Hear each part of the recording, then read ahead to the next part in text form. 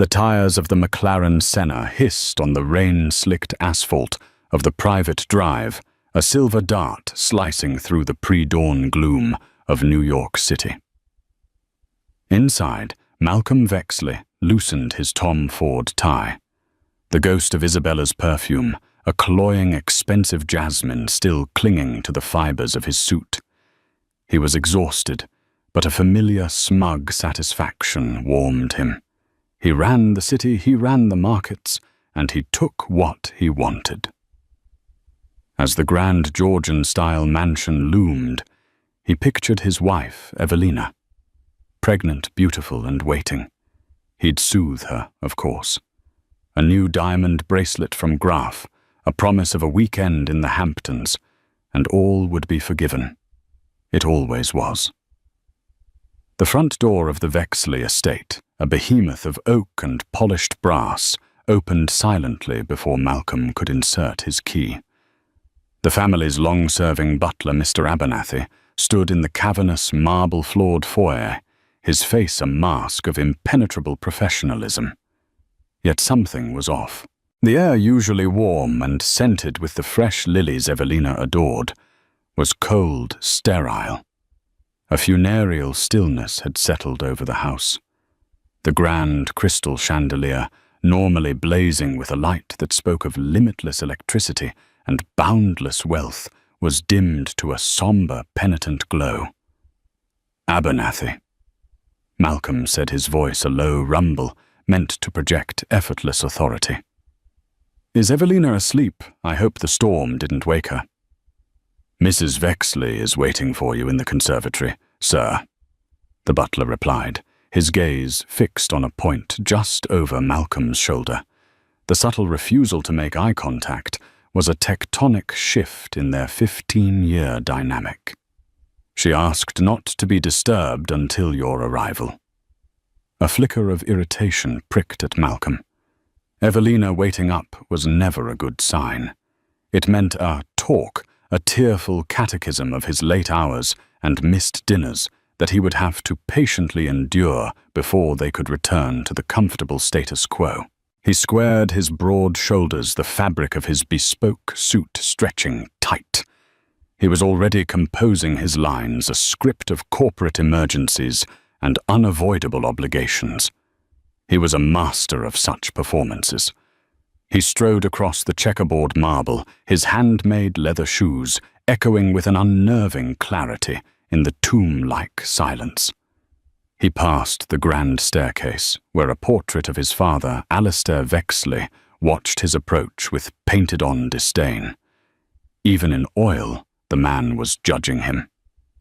Malcolm clenched his jaw and pushed onward. The conservatory was Evelina's sanctuary, her one claim on a house that was otherwise a monument to Vexley austerity.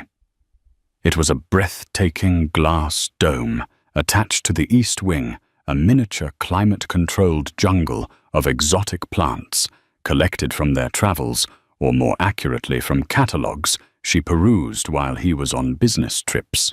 It overlooked the meticulously sculpted gardens, which were now being lashed by the storm nature's fury, mirroring the one he was about to face.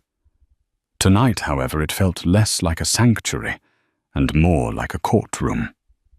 The air was thick with humidity and unspoken accusations. Evelina was standing by a towering fiddle-leaf fig tree, her back to the door. She wore a simple cream-colored cashmere robe that fell elegantly over her 7-month pregnant belly. It was a robe he'd bought her in Scotland on a trip that felt a lifetime ago. Her blonde hair, usually styled in perfect glossy waves, was pulled back into a severe chignon at the nape of her neck. Even from behind her posture radiated an icy stillness that was entirely alien to her warm, yielding nature. "Sarah." Malcolm began carefully modulating his voice to a tone of weary, apologetic affection. "I'm so sorry, darling. The deal with the Japanese consortium went into extra innings. They wouldn't take no for an answer. You know how it is." She didn't turn around. Her voice, when it came, was as flat and cold as the glass panes separating them from the storm. "Don't, Malcolm. Don't lie. Not anymore. I'm so tired of the lies." He stopped dead, his well-rehearsed apology dying on his lips. The bluntness of her words was a splash of cold water.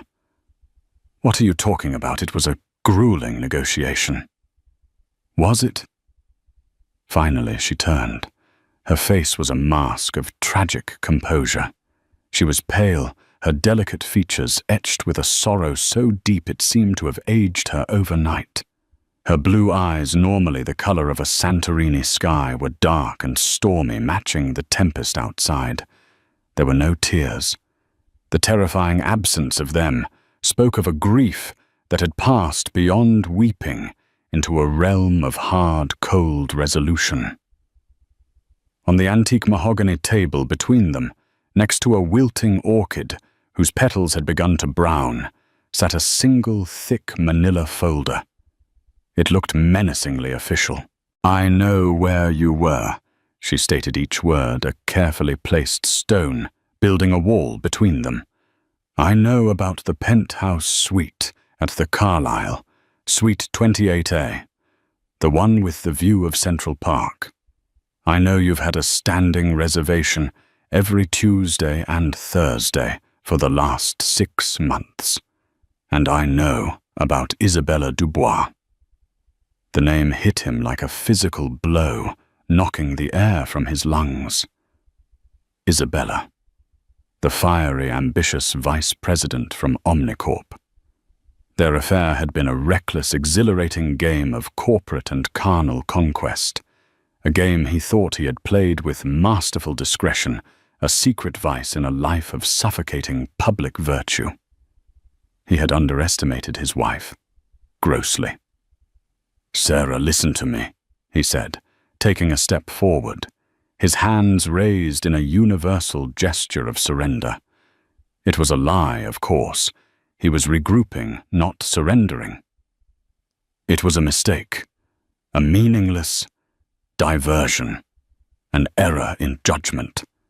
It has nothing to do with you and me, with our family." "Our family," she echoed, and a bitter, humorless laugh escaped her lips. It was a sound he'd never heard from her before, and it chilled him to the bone. "Our family is built on a foundation of your meaningless diversions. This wasn't the first, Malcolm.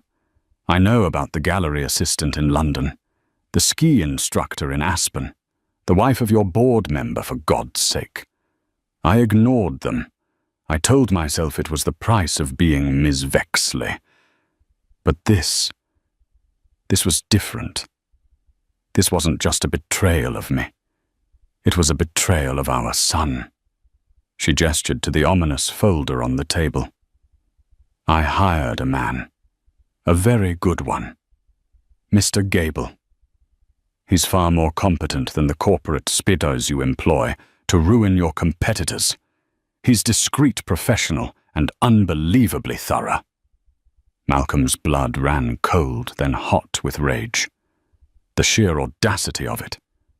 His wife, his quiet, gentle, society-approved Evelina, hiring a grubby private investigator to spy on him. It was a profound violation of the unspoken rules of their world, a violation of his control. "You had me followed. You brought a stranger into our lives, into our marriage," he demanded, his voice dropping to a growl.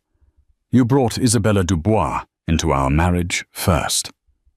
She countered, her voice unwavering, her hand instinctively resting on the swell of her belly, as if drawing strength from it. "I was merely documenting the guests you had already invited. I had to protect my own interests, and our child's." She picked up the folder. Her hands were perfectly steady. She didn't open it to show him grainy photos or hotel receipts. He knew what would be inside. The clinical, irrefutable proof of his deception. Instead, she slid a set of thick, cream-colored documents from within the folder and placed them on top. The paper was heavy, expensive. He recognized the letterhead immediately. It was from Renford Stern and Landon, her father's law firm, the most feared litigation firm in the state. At the top of the first page, in stark, bold letters that seemed to shout in the quiet room, were the words, "Petition for dissolution of marriage." The world tilted. Malcolm stared at the papers, his mind refusing to process the reality. Divorce. The word was an absurdity, a concept for commoners and movie stars. Vexleys didn't divorce. They endured. They compartmentalized. They maintained the facade for the sake of the dynasty. The dynasty was paramount. "This is insane," he breathed, the sound swallowed by the cavernous room. "You're emotional. You're pregnant. You're not thinking clearly. We can fix this. I will end it with her. Today. It's over." "It's over, all right," Evelina agreed. "We are over. You're pregnant with my son, our son."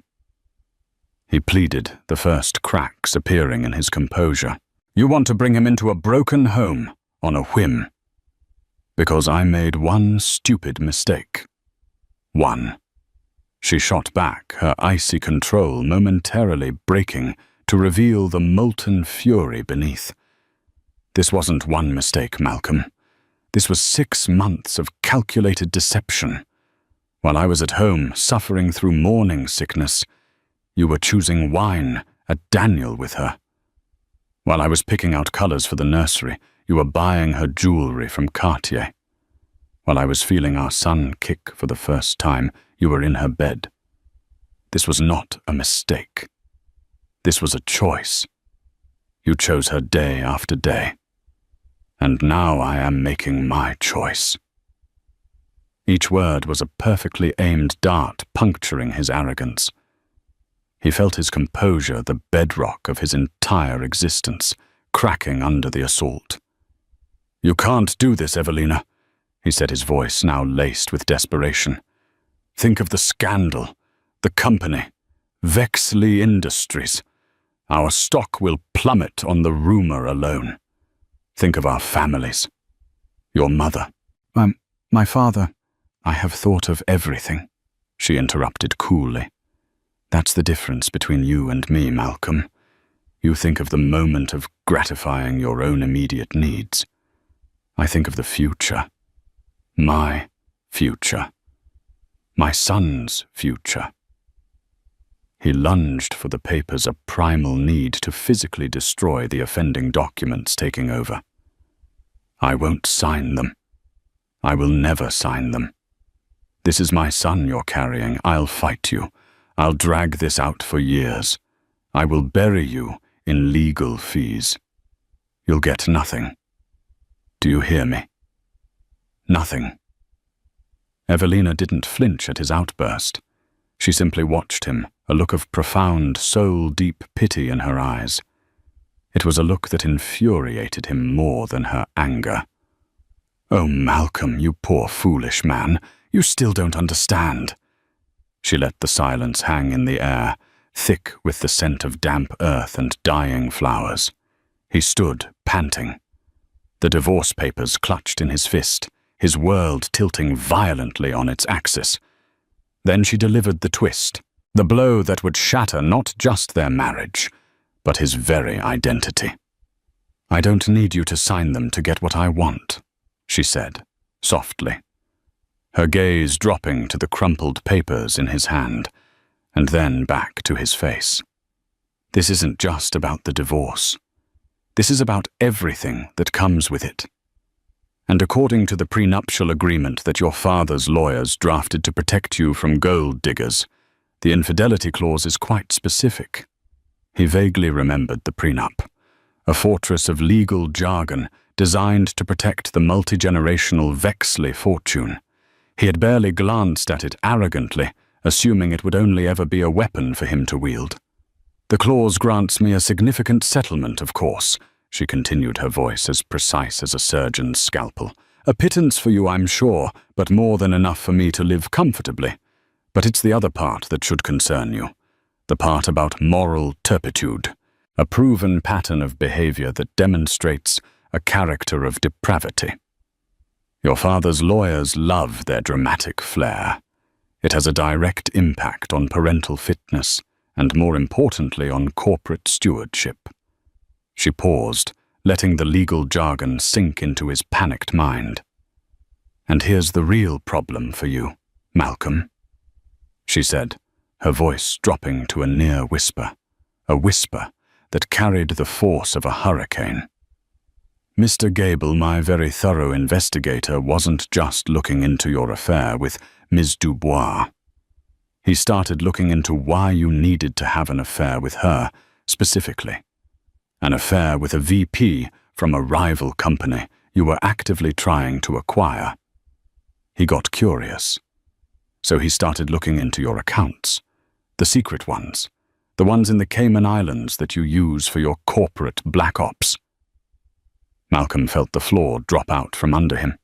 His blood turned to ice water. Those accounts weren't for mistresses. They were for something far more dangerous. They were the secret slush fund for Vexley Industries, the grease that kept the wheels of their global empire turning through bribes, illegal acquisitions, and hostile takeovers. It was the original sin of the Vexley fortune, a legacy of corruption managed by his father, Alistair, and recently passed down to him. Evelina saw the raw panic in his eyes, the mask of control utterly obliterated.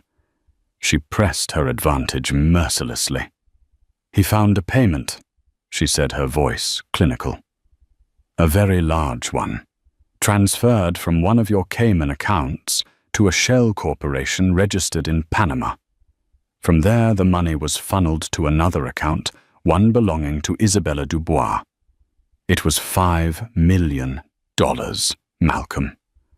She took a deliberate step closer, her presence in the room suddenly immense, eclipsing his. "I don't think that was hush money, was it? Or a lover's gift? It was a payment, a fee. For what? Corporate espionage. Was she feeding you proprietary information to help you decimate her own company? Omnicorp. Did you use that information to orchestrate your hostile takeover last month?" She leaned in her face inches from his, her voice now filled with a chilling mixture of fury and revelation. "So you see, this isn't just a divorce petition. It's an indictment. You can fight me. You can try to drag my name through the mud. But the moment you do, the moment your lawyers file the first motion to contest this folder, the real folder, the one with bank statements, wire transfers, server logs, and a sworn affidavit from a very cooperative Ms. Dubois, who suddenly fears she's an accomplice to wire fraud and market manipulation. It all goes to the district attorney's office and to the SEC. She finally stood back, her devastating speech concluded. She looked at the man she had once loved, now reduced to a cornered animal, trembling and exposed. "So you have a choice," she declared, her hand resting protectively on her unborn child. "You grant me a quiet, swift divorce. You give me full custody and the settlement we both know I'm entitled to. You walk away and let me raise my son in peace. Or you can hold on to your pathetic pride, and I will burn the entire Vexley empire to the ground with you and your father in it. Your choice. You have 24 hours. With that, she turned her back on him and walked out of the conservatory, her footsteps silent on the marble floor. She left Malcolm Vexley standing amidst the wilting flora, the divorce papers in his hand, now feeling as heavy as a death sentence. The scent of jasmine had been replaced by the stench of scorched earth. The 24 hours Evelina had given him ticked away like a time bomb, wired to the foundations of his world. Malcolm didn't sleep. He didn't eat. He paced the length of the silent, cavernous penthouse, the glittering lights of Manhattan, a mocking panorama of a kingdom he was about to lose. The divorce papers lay on his antique desk, a white flag of surrender he couldn't bear to wave. His first instinct, the one honed by a lifetime of Vexley privilege and power, was to crush her, to unleash his legal team, a pack of wolves in Xenia suits who specialized in scorched earth litigation. He envisioned burying Evelina in motions, depositions, and injunctions until she begged for mercy, until she was financially and emotionally ruined. But she had outmaneuvered him with breathtaking audacity. This wasn't a fair fight. It was a hostage situation. She held the company his father, his entire legacy captive. The $5 million payment to Isabella. It was exactly as Evelina had guessed. A brilliant, brutal, and utterly illegal move to secure the Omnicorp takeover. He had felt like a master of the universe when he'd closed that deal. Now he realized he had been nothing more than a common criminal, and his wife had the receipts. His first call wasn't to his lawyer. It was to the one man more ruthless than any attorney he could hire. It was to his father. Alistair Vexley answered on the second ring, from his sprawling Connecticut estate, his voice crisp and impatient, even at 6 a.m. "This had better be the most important call of your life." "It might be."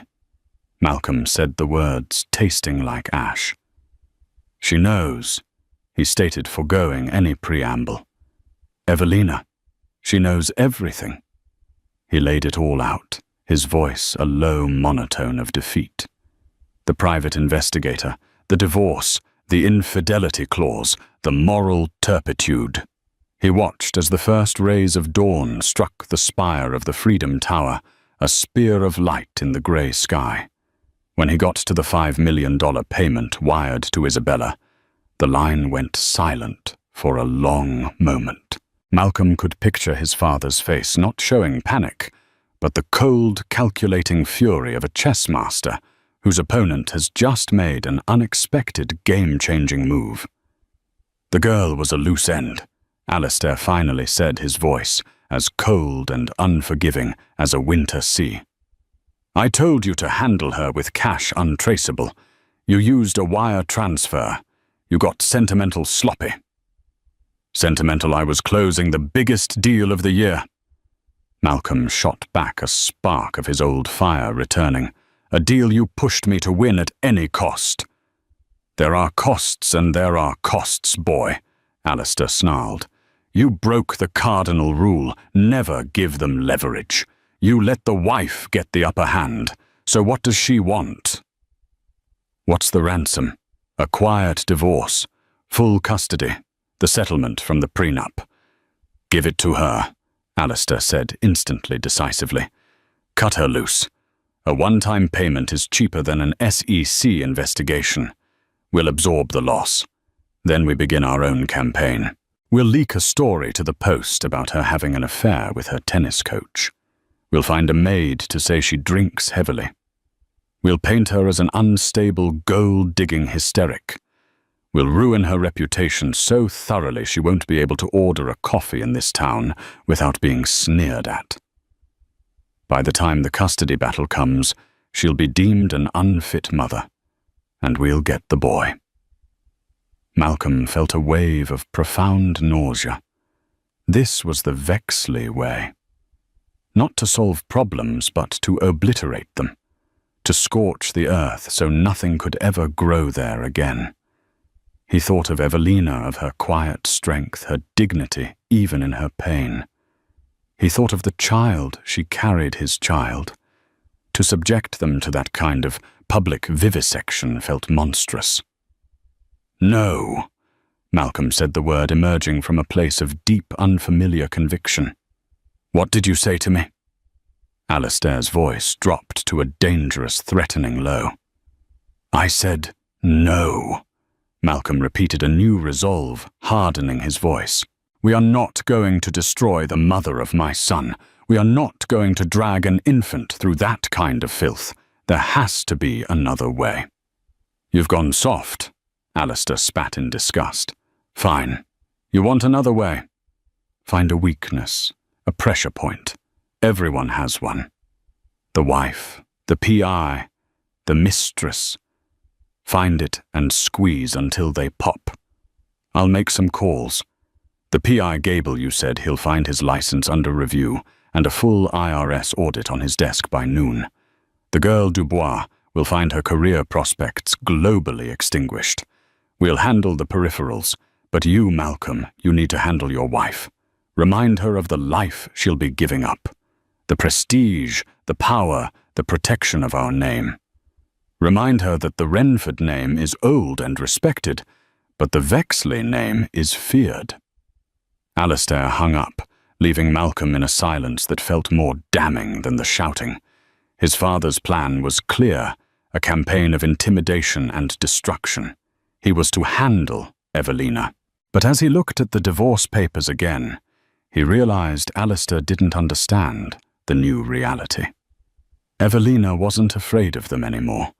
She had walked through the fire of his betrayal and emerged as something new, something unbreakable.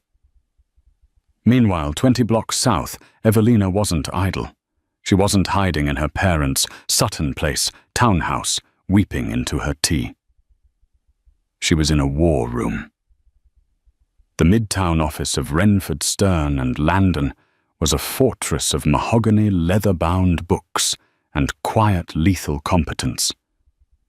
With her was her father, Robert Renford, a silver-haired lion of the legal world whose calm demeanor masked a mind like a steel trap, and her older brother, Julian Renford. Julian was everything Malcolm wasn't measured empathetic, but with a fiercely protective streak that had turned into a vengeful fire the moment he learned of Evelina's plight. "Alistair's first move will be to discredit you," Julian said, pacing in front of a whiteboard covered in flowcharts and contingency plans. He had been a prosecutor before joining the family firm, and he was approaching this like building a case against a mob boss. "He'll leak a story. Page 6 will have a field day. They'll call you bitter, greedy, unstable." "Let them," Evelina said, calmly, sipping a cup of chamomile tea. Her pregnancy had given her a strange, serene focus, a clarity that cut through the noise of her emotions. The petty dramas of high society seemed meaningless now. Our narrative is stronger. Pregnant wife leaves philandering criminal husband. That's a headline that writes itself. They can throw mud, but I'm holding a nuclear bomb. The public will side with the mother. "The PI Gable called," Robert Renford interjected, looking up from his phone with a grim smile. "As predicted, the state licensing board has suddenly opened an inquiry into his practices, citing an anonymous complaint, and the IRS has flagged his last 5 years of returns for a full audit." Evelina nodded. It was exactly what she'd expected. "Is he holding firm?" "Gable is an old dude, my dear," Robert said, pride in his voice. "He's been threatened by bigger monsters than Alistair Vexley. He moved all his sensitive files, including your copies, to a secure off-site server the moment he took the case. He knew this was coming. He's clean, and he's not intimidated." The real wild card was Isabella Dubois. After Evelina's investigator had approached her, not with threats, but with a calm, clear presentation of the evidence of wire fraud and conspiracy. She was embroiled in Isabella, had been terrified. Her ambition had led her into a trap. Evelina, through her lawyers, had offered her a way out. Cooperate fully, provide a sworn affidavit detailing Malcolm's and Vexley Industries' actions, and Renford and Stern would arrange for an immunity deal with the DA's office. The alternative was to face the wrath of the Vexleys and a federal prison sentence alone. Isabella, ambitious but not stupid, had agreed. A dedicated encrypted conference line buzzed. It was Isabella, her voice shaky and thin. "He called me," she whispered, the sound tinny and full of fear. "Malcolm, he offered me $10 million to disappear, to sign a statement saying I lied about everything, that I was extorting him." "What did you tell him?" Julian asked, his voice sharp. I told him I'd think about it. I was scared.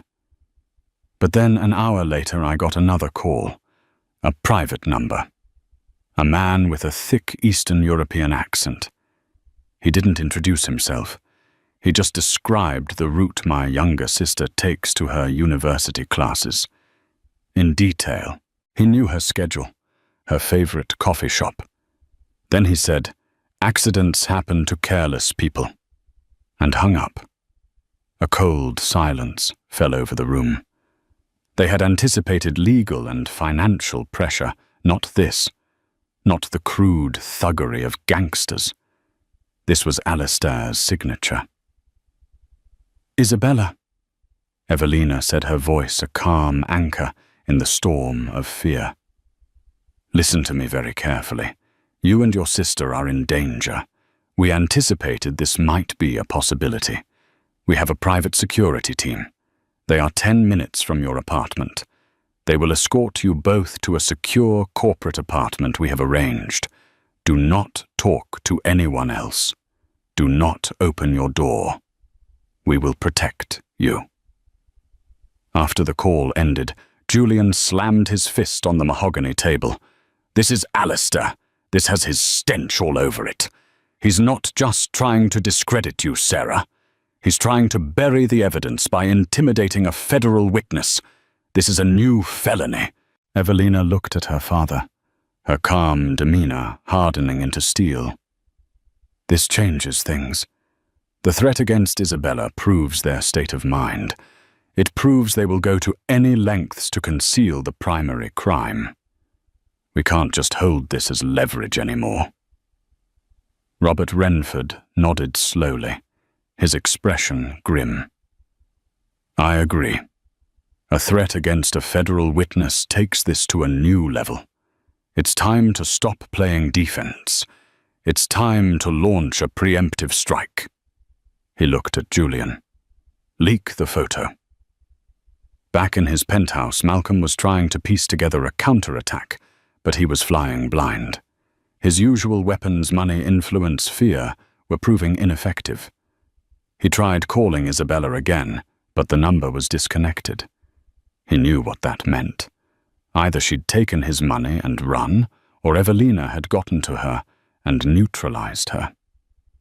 His phone buzzed. It was his head of security, a terse, former Mossad agent named Kobe. "Sir, we have a problem, a significant data breach." "What are you talking about?" Malcolm demanded. "Our corporate servers are impenetrable." "It's not corporate, sir. It's personal. Photos, videos from your personal cloud account, the private one you linked to your phone." Malcolm's heart hammered against his ribs.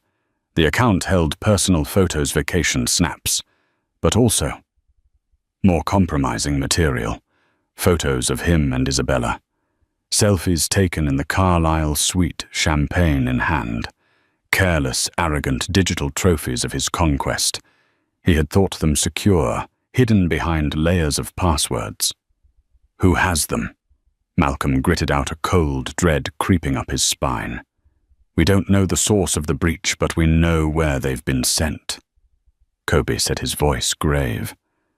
"To every major news outlet in the city. The Times, the Post, the Journal Gawker, TMZ. All of them. They were sent from an anonymous encrypted email address 30 minutes ago. The subject line was, 'The real Malcolm Vexley.'" Malcolm sank into his chair, the phone slipping from his grasp. This wasn't his father's clumsy, thuggish style. This wasn't a page 6 leak planted with a friendly editor. This was a surgical strike, precise, devastating, and designed for maximum public humiliation. Alistair wanted to paint Evelina as unstable. She had just painted him as a lecherous, cheating pig for the entire world to see. He knew, with a sickening, gut-wrenching certainty, who was behind it. Evelina hadn't just hired a PI to find dirt. She had hired a hacker to steal the shovel. The game had escalated. The armies were no longer just gathering. They were marching. And Evelina Renford Vexley had just fired the first deafening cannon shot, proving that the quiet, graceful woman he thought he knew was gone, replaced by a strategist every bit as ruthless and calculating as the men she was fighting. The 24-hour deadline had been a smokescreen. Her war had already begun. The world imploded in slow motion. By 9 a.m., Malcolm's face was on every gossip website, a sleazy, smug selfie of him and a triumphant-looking Isabella champagne in hand, the opulent suite of the Carlyle unmistakable in the background. Other photos less explicit, but equally damning, followed. The story wasn't just about infidelity. It was about a gross abuse of power, a powerful CEO seducing a subordinate from a rival company. The narrative Evelina had crafted was masterful. He wasn't a straying husband. He was a corporate predator who used women as tools. The board of Vexley Industries convened an emergency meeting via teleconference. Malcolm patched in his face a grim mask. The stock, which had opened steady, was now in free fall. The company's veteran PR chief, a man who had spun gold out of scandals for decades, was speechless. He issued a terse, no comment, which in the court of public opinion was tantamount to a full confession. Before the call ended, Malcolm was told, not asked, to stay home and make no public statements. He was radioactive. He was a prisoner in his own gilded cage, the ringing of his phone a constant tormenting reminder of his disgrace. He ignored the furious calls from board members, the sanctimonious texts from supposed friends, and the endless barrage from opportunistic journalists. The only call he was waiting for was from his father. When it finally came, Alistair's voice was not shouting. It was a low, volcanic rumble, the sound of pressure building deep beneath the earth. "You have become a liability," Alistair seethed. "A laughing stock. Our name, the name my grandfather built from nothing, is the punchline on morning television. You let her do this to you. To our name." "She hacked me," Malcolm yelled back, his voice raw with desperation and humiliation. "This is beyond anything we anticipated. This is cyber warfare." "Anticipated?" Alistair laughed, a dry, rattling sound completely devoid of humor. "I anticipated this the moment you said she'd hired an investigator. I told you to crush her. I told you to obliterate her. Instead, you hesitated. You felt pity. And now your pity has cost this family billions in market value and invited the scrutiny of the entire world." The SEC made an informal inquiry this morning. They smelled the blood in the water. Malcolm felt a chill that had nothing to do with the penthouse's air conditioning. The SEC, the boogeyman of their world. What do we do? What's the plan? There is no we. There is only the problem and the solution, Alistair said coldly. The problem is the evidence Evelina has, the wire transfers, the girl's testimony. As long as that exists, we are vulnerable. So we make it disappear. What are you talking about? We can't get to Isabella. Evelina has her locked down tighter than Fort Knox. I'm not talking about the girl, Alistair clarified, his voice dropping ominously. I'm talking about the source, the reason for the payment. That deal, the takeover of Omnicorp, it needs to be sanitized. We need to erase the crime itself from history. Malcolm's mind raced, trying to comprehend the sheer audacity of what his father was proposing. Sanitize the deal. That deal was already done. The assets absorbed the paperwork filed with federal regulators. How the records are filed, the money has moved. I have already initiated the protocol, Alistair explained, as if discussing a routine maintenance check on a yacht. Our offshore team in Geneva and Panama is creating a new narrative, a backdated paper trail.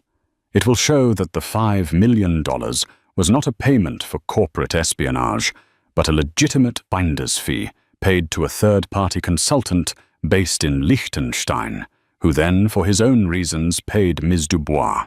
It's messy, it's expensive, but it's defensible. It muddies the water enough to create reasonable doubt. A third-party consultant. Who? Malcolm asked, bewildered. A man who exists only on paper. A ghost in the machine. A convenient phantom who will take the fall and then vanish into the digital ether once his purpose is served. This was the dark heart of the Vexley machine. Not just a company, but a shadow state with its own army of accountants and lawyers capable of rewriting history. It was brilliant, audacious, and so deeply illegal it made Malcolm's head spin.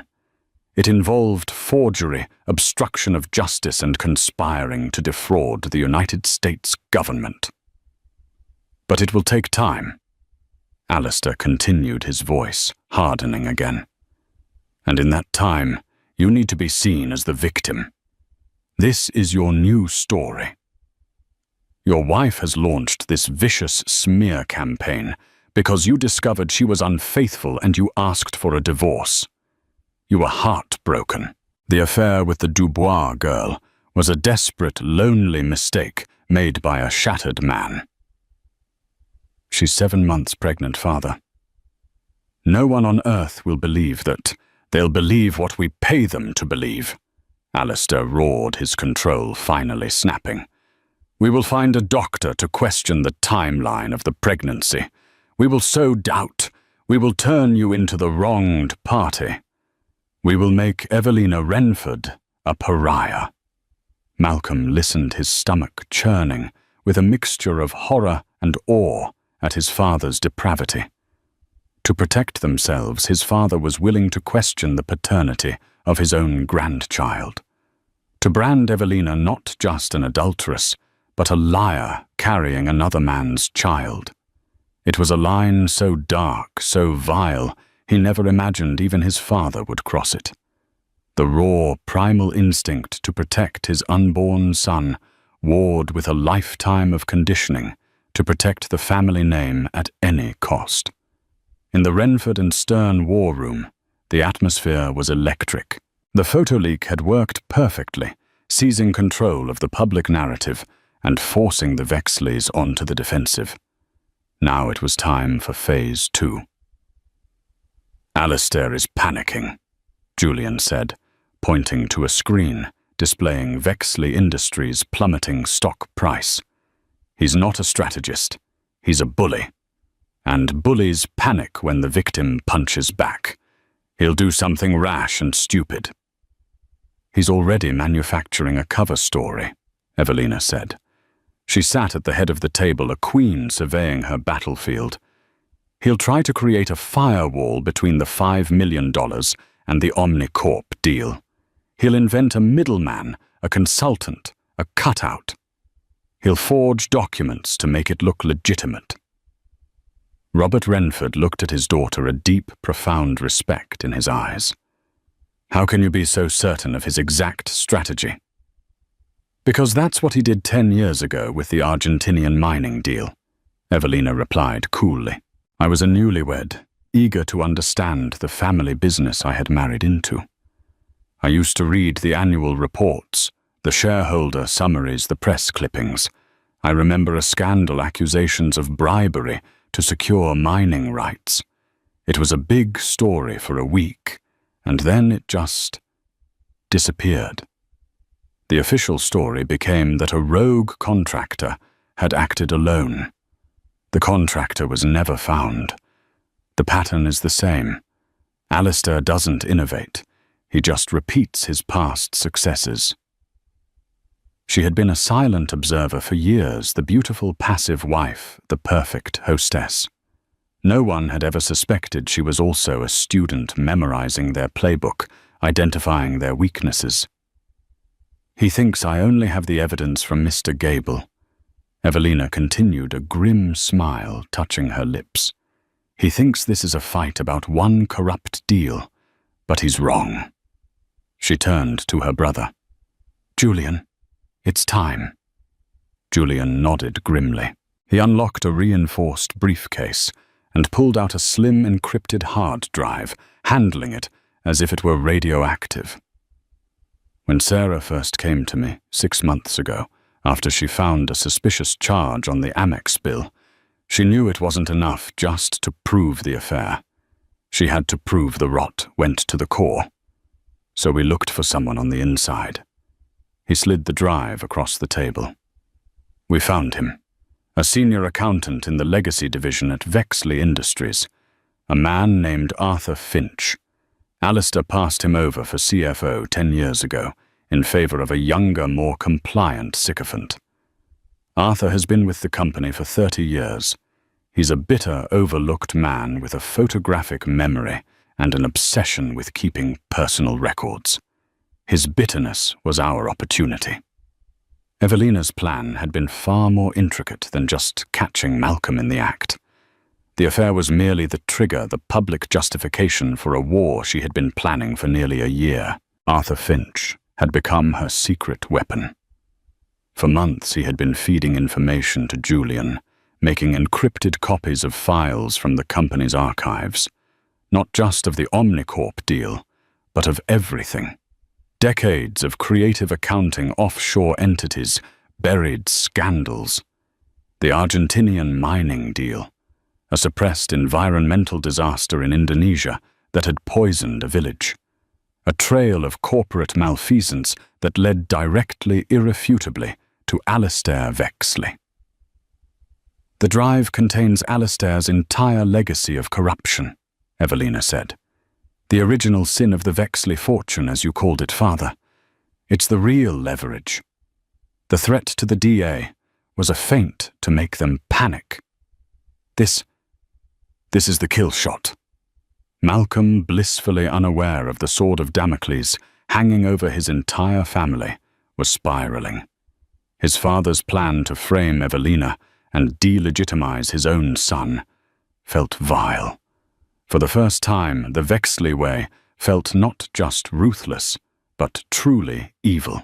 He found himself looking at the crumpled divorce papers on his desk, not with anger, but with a strange, horrifying clarity. Evelina wasn't just leaving him. She was escaping a sinking, toxic ship. His personal phone, the one not besieged by the media, rang. It was an unknown number. He answered, expecting another of his father's lieutenants. Malcolm. The voice was soft, hesitant, but unmistakable. It was Evelina. He was so stunned he couldn't speak. Don't talk, she said quickly, her voice low and urgent. Just listen. I know what your father is planning. I know he's in Geneva fabricating documents to cover the Omnicorp deal. I know he wants you to go on television and claim I was unfaithful to claim that our baby isn't yours. Malcolm's blood ran cold. How could she possibly know that the conversation with his father had been on a secure line? Did she have his penthouse bugged? Was her reach that long? He's lying to you, Malcolm, she continued, her voice pressing on a strange mix of pity and warning. He's not just trying to save the company. He's trying to save himself. The Omnicorp deal was never your idea. It was his from the start. You were just the face of it. He pushed you into the deal. He pushed you towards Isabella. He knew you'd be reckless. He was counting on it. He set you up. What? Why?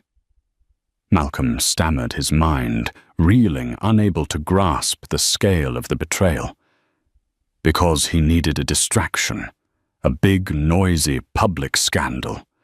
Something to draw all the attention, to have the media and the regulators looking at you while he was burying something much, much worse. Ask him, Malcolm. If you have the courage, ask him about the real reason he needed Omnicorp's technology. Ask him about Project Nightingale. The line went dead.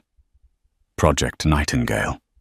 The name meant nothing to him, a code name for a deal he wasn't privy to. He was the chief operating officer of Vexley Industries, the heir apparent. He was supposed to know everything. The realization crashed down on him. Alistair had been running a shadow company within their own company. Alistair had set him up, used his own son as a sacrificial lamb to create a media firestorm that would act as chaff, distracting from a much larger, darker crime. The affair, the public humiliation, it was all part of Alistair's grand, monstrous design. Evelina's attack hadn't been an attack at all. It had been a reaction to a trap she saw being laid for him. The rage that filled Malcolm was pure and white-hot. It wasn't the petulant anger of a man who'd been caught. It was the elemental fury of a son betrayed by his father. The carefully constructed world of Vexley loyalty and dynasty shattered into a million pieces around him. He stormed through the penthouse, grabbing his car keys. He had to see his father. He had to look him in the eye and demand the truth. As he reached the door, his personal phone buzzed with a message from an unsaved number. It was a single image, a sonogram, a grainy black and white picture of the child at the center of this maelstrom. Beneath it, a simple line of text from Evelina. He has your chin. Don't let your father take your son from you before you've even met him. The image broke through his rage, grounding him in a way nothing else could. This wasn't about the company anymore. It wasn't about stocks or deals or reputations. It was about the sins of the father and the future of the son. Evelina hadn't just given him a warning. She had given him a choice.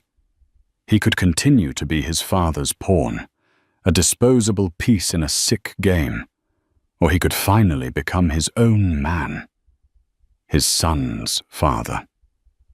He left the penthouse not to confront Alistair in a fit of blind rage, but with the cold, deadly purpose of a man who finally understood the real war he was in.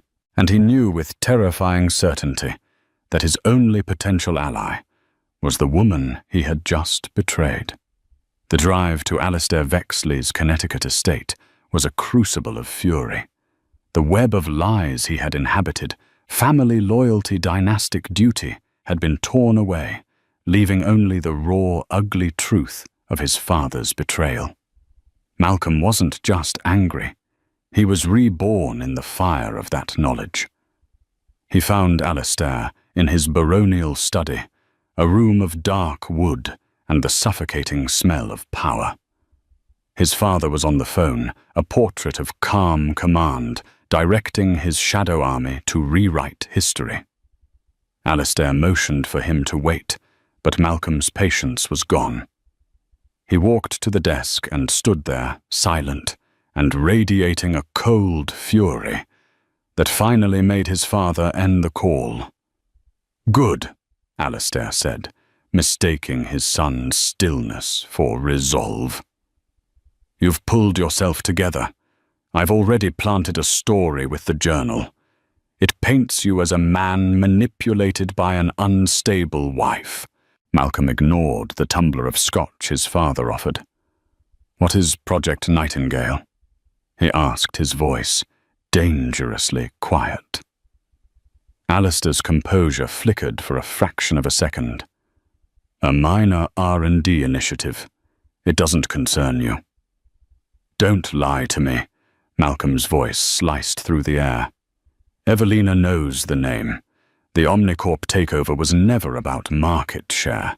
It was about their AI surveillance software. That's Nightingale, isn't it? A program so dirty you were willing to sacrifice your own son to create a smokescreen. Alistair rose, his towering frame exuding the menace that had controlled Malcolm his entire life. I did what was necessary to protect this family, to protect the Emma that will be yours. You showed weakness, so I used your weakness as a tool. We survive, at any cost. So it's true. Malcolm breathed the confirmation, a blow to the chest. My disgrace was just the cost of doing business for you. A calculated risk. Alistair corrected his voice, dripping with contempt. One that would have been unnecessary if you had the spine to control your own house. In that moment, Malcolm saw his father with perfect clarity. A tyrant so consumed by power, he would burn his own kin to keep his throne. The lifetime of fear he held for this man curdled into pure disgust. Evelina has everything, Malcolm said, savoring the words that would end his father's reign. And I don't mean just the Omnicorp deal. She has it all. The Argentinian mine, the Java Sea disaster. 30 years of your filth handed to her by a man named Arthur Finch. The blood drained from Alistair's face. The name Arthur Finch was a ghost, a discarded servant he never imagined would have the power to haunt him. She has an encrypted hard drive, father. Malcolm continued, pressing his advantage. Her finger is on the button.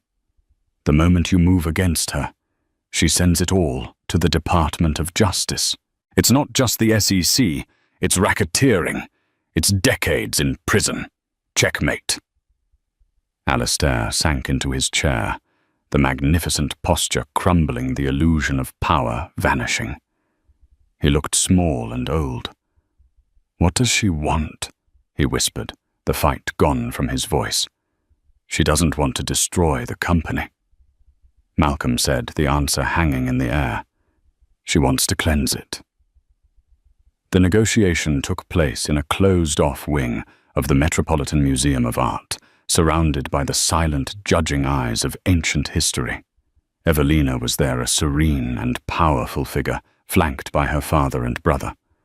Malcolm stood alone, the bridge between the two worlds. Alistair was not present. His reign was over. Here are my terms, Evelina stated, her voice clear and steady in the vast gallery. They are not negotiable. What followed was not a negotiation, but a surrender dictated with surgical precision. First, Alistair Vexley would immediately resign from the board, citing health reasons.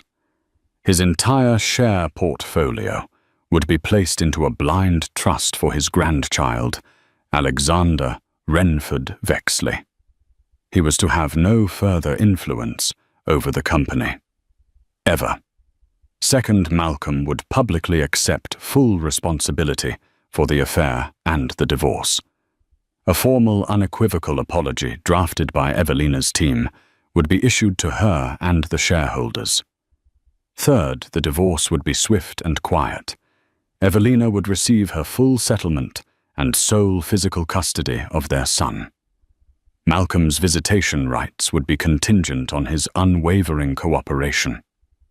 Fourth, Malcolm would become CEO of a reformed Vexley Industries, but his power would be checked by a new independent ethics committee on the board. The chair of that committee, holding the deciding vote, would be Julian Renford. The company would self-report the Omnicorp crime dismantle project Nightingale and accept the legal and financial consequences. Finally, the hard drive containing Alistair's legacy of corruption would be held in escrow by Robert Renford. It was a permanent insurance policy. If the terms were ever violated, the drive would be sent to the authorities. It was a total surrender, but it was also a lifeline. Evelina wasn't burning the empire down. She was forcing a hostile takeover of its morality. Malcolm looked at the woman he had so grievously underestimated. He could fight for the scraps of his father's corrupt legacy or build something new from the ashes. It wasn't a choice at all. "I agree." Malcolm said the words, sealing his father's fate and his own future.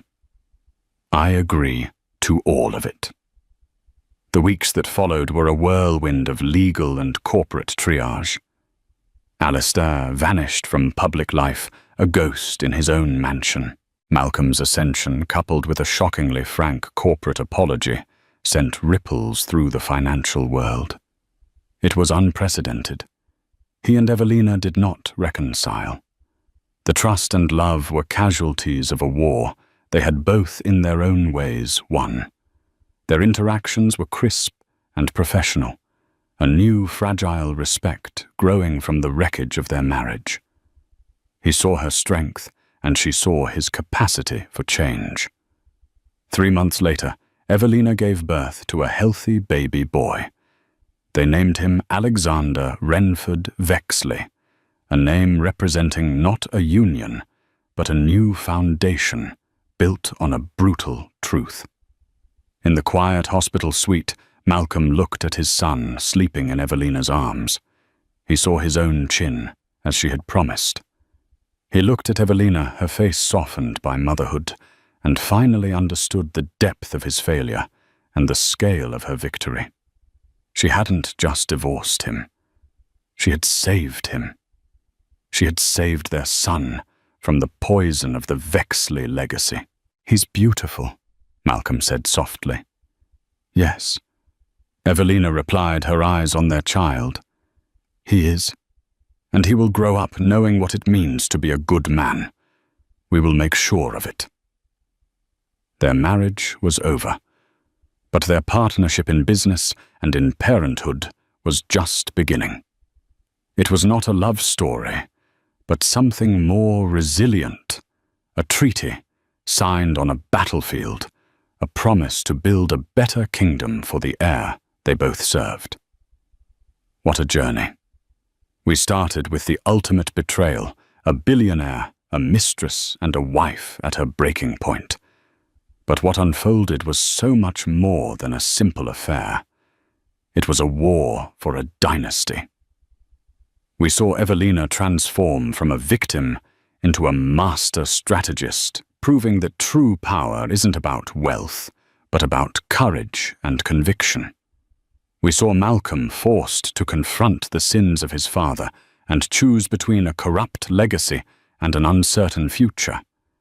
This wasn't just a story of divorce. It was a story of rebirth. An empire was brought to its knees not by an outside force, but from within, by a woman who refused to be a casualty. Do you think Evelina's actions were justified? Was her plan a cold-hearted revenge plot, or a necessary act to protect her child? Let me know your thoughts in the comments below. If you were captivated by this tale of high-stakes drama and intricate twists, please show your support by hitting that like button. Sharing this video with someone who loves a story of powerful karma, and most importantly, subscribe to the channel for more millionaire dramas that feel just like real life. Click that notification bell so you don't miss the next story.